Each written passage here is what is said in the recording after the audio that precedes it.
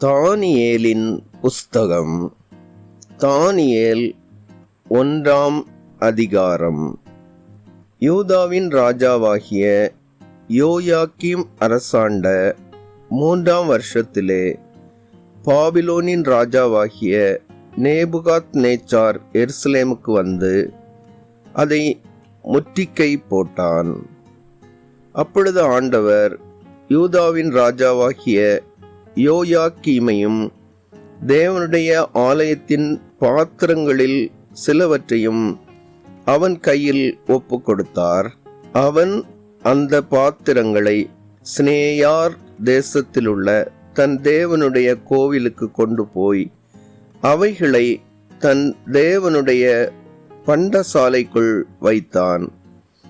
அப்பொழுது இஸ்ரவேல் புத்திரருக்குள்ளே ராஜகுலத்தார்களிலும் துரை மக்களிலும் யாதொரு மாசும் இல்லாதவர்களும் அழகானவர்களும் சகல ஞானத்திலும் தேறினவர்களும் அறிவில் சிறந்தவர்களும் கல்வியில் நிபுணரும் ராஜாவின் அரமனையிலே சேவிக்க திறமையுள்ளவர்களும் ஆகிய சில வாலிபரை கொண்டு வரவும் அவர்களுக்கு கல்தேயரின் எழுத்தையும் பாஷையையும் கற்றுக் கொடுக்கவும் ராஜா தன் பிரதானிகளின் தலைவனாகிய அஸ்பேனாசுக்கு கற்பித்தான்.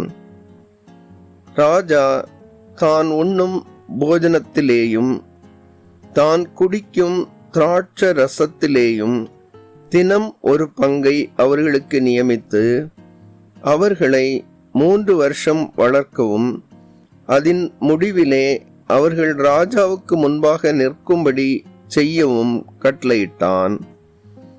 அவர்களுக்குள் யூதா புத்திரராகிய தானியேல், அனனியா, மீஷாவேல், அசரியா என்பவர்கள் இருந்தார்கள்.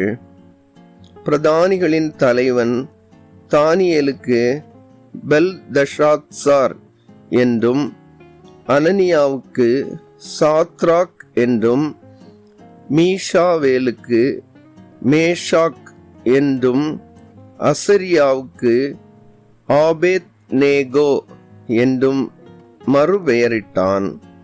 தானியேல் ராஜாவின் போஜனத்தினாலும் அவர் பானம் பண்ணும் திராட்சை ரசத்தினாலும் தன்னை தீட்டுப்படுத்தலாகாதென்று தன் இருதயத்தில் தீர்மானம் பண்ணிக்கொண்டு தன்னை தீட்டுப்படுத்தாதபடி பிரதானிகளின் தலைவனிடத்தில் வேண்டிக் கொண்டான். தேவன் தானியேலுக்கு பிரதானிகளின் தலைவனிடத்தில் தயவும் இரக்கமும் கிடைக்கும்படி செய்தார். பிரதானிகளின் தலைவன் தானியேலை நோக்கி, உங்களுக்கு போஜனத்தையும் பானத்தையும் குறித்திருக்கிற ராஜாவாகிய என் ஆண்டவனுக்கு நான் பயப்படுகிறேன். அவர் உங்களோடொத்த வாலிபரின் முகங்களை பார்க்கிலும் உங்கள் முகங்கள் வாடிப்போனவைகளாக காண வேண்டியதென்ன? அதனால் ராஜா என்னை சிரச்சேதம் பண்ணுவாரே என்றான். அப்பொழுது பிரதானிகளின் தலைவனாலே தானியேல், அனனியா, மீஷாவேல், அசரியா என்பவர்கள் மேல் விசாரிப்புக்காரனாக வைக்கப்பட்ட மேல்ஷார் என்பவனை தானியேல் நோக்கி, 10 நாள் வரைக்கும் உமது அடியாரை சோதித்து பாரும். எங்களுக்கு புசிக்க பருப்பு முதலான மரக்கறிகளையும் குடிக்க தண்ணீரையும் கொடுத்து எங்கள் முகங்களையும் ராஜ போஜனத்தில் புசிக்கிற வாலிபருடைய முகங்களையும் ஒத்துப்பாரும். பின்பு நீர் காண்கிறபடி உமது அடியாருக்கு செய்யும் என்றான். அவன் இந்த காரியத்திலே அவர்களுக்கு செவி கொடுத்து 10 நாளளவும் அவர்களை சோதித்து பார்த்தான். 10 நாள் சென்ற பின்பு ராஜ போஜனத்தை புசித்த எல்லா வாலிபரை பார்க்கிலும் அவர்கள் முகம் களையுள்ளதாயும் சரீரம் புஷ்டியுள்ளதாயும் காணப்பட்டது. ஆகையால் மேல்ஷார் அவர்கள் புசிக்க கட்டளையான போஜனத்தையும் அவர்கள் குடிக்க கட்டளையான திராட்சரசத்தையும் நீக்கி வைத்து அவர்களுக்கு பருப்பு முதலானவைகளை கொடுத்தான். இந்த 4 வாலிபருக்கும் தேவன் சகல எழுத்திலும் ஞானத்திலும் அறிவையும் சாமர்த்தியத்தையும் கொடுத்தார்.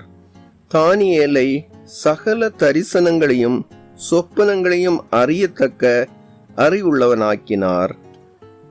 அவர்களை ராஜாவினிடத்தில் கொண்டு வருகிறதற்கு குறித்த நாட்கள் நிறைவேறின போது பிரதானிகளின் தலைவன் அவர்களை நேபுகாத் நேச்சருக்கு முன்பாக கொண்டு வந்து விட்டான். ராஜா அவர்களோடே பேசினான். அவர்கள் எல்லாருக்குள்ளும் தானியேல், அனனியா, மீஷாவேல், அசரியா என்பவர்களைப் போல வேறொருவரும் காணப்படவில்லை.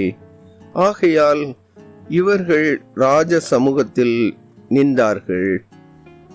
ஞானத்துக்கும் புத்திக்கும் அடுத்த எந்த விஷயத்தில் ராஜா அவர்களை கேட்டு விசாரித்தானோ அதிலே தன் ராஜ்யம் எங்குமுள்ள சகல சாஸ்திரிகளிலும் ஜோஷியரிலும் அவர்களை 10 மடங்கு சமர்த்தராக கண்டான்.